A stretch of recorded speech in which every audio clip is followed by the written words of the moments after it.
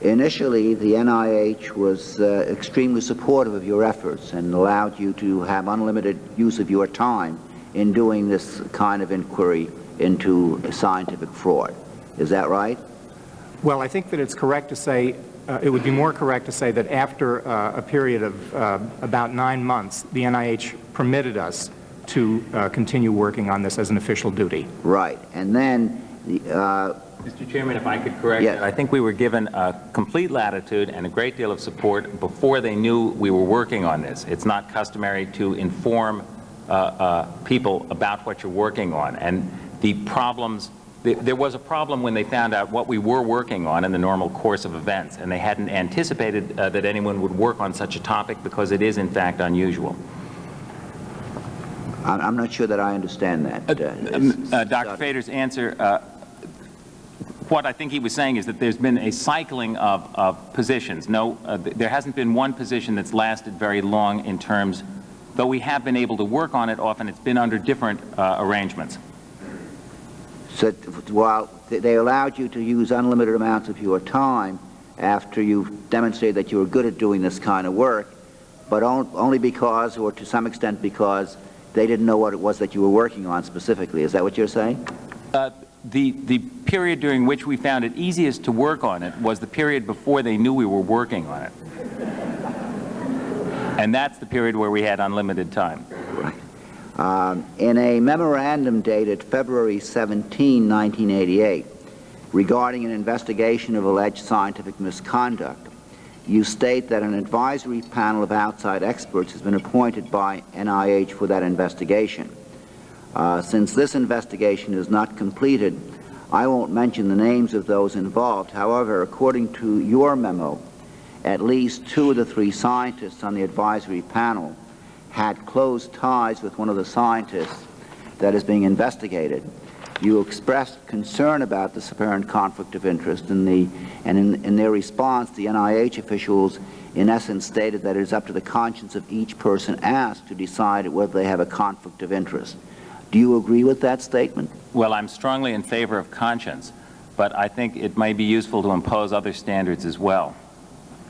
Now, on the first panel this morning, we heard how badly academic whistleblowers are sometimes treated. Are those stories consistent with what you have heard from other academic whistleblowers? Yes, there's unfortunately a very consistent pattern. Now, I'd like to ask you about your own experience as whistleblowers. Mr. Chairman, I might ask, we've gone to a great deal of trouble not to, in any way we could, complain about or discuss our own situation, and I would just like to ask that insofar as that's possible and consistent with your goals today, if it is possible, we'd like to request that. Supposing I ask you some specific factual questions and you tell me whether in fact that did or did not occur. Is that all right? Okay. Of course. We have a memo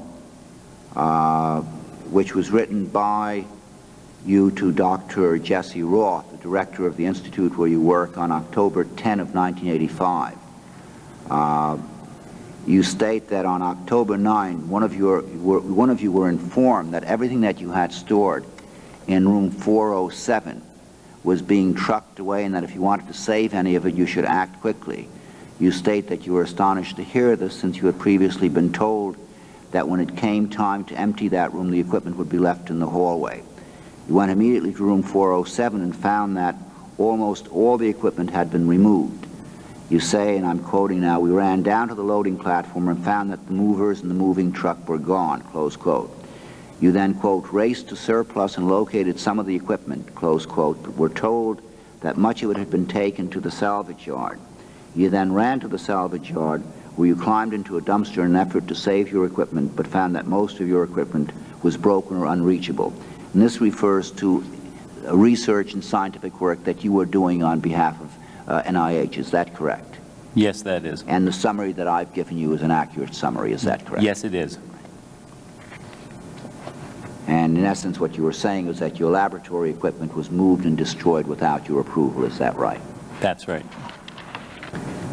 A year later, on October 31st of 1986, you wrote a memorandum to Dr. Roth regarding your research resources, and this memo You describe the loss of technical staff and state that you had been reassigned twice to successively smaller laboratories, and there is no longer even room for a desk.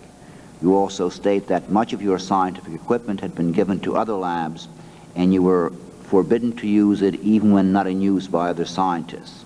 You give details of these problems and ask point blank whether they are related to your investigation of fraud and misconduct. Did you ever receive a response to that question? No, we never received a response. So it would seem to me, and again I don't ask you to comment on this, but would seem to me by review of these facts that in fact you fell, the two of you fell from favor very quickly within NIH when it appeared that in fact your investigation of fraud and misconduct was focused on some people who had apparently a great deal of prestige within the scientific community.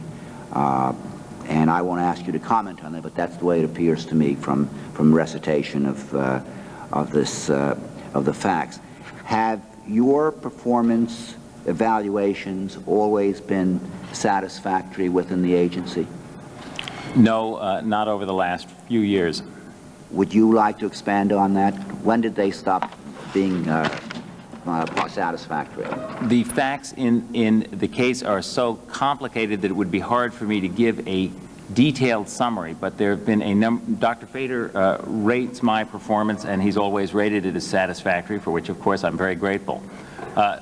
Dr. Fader's supervisor rates his performance, and that's where the problem is.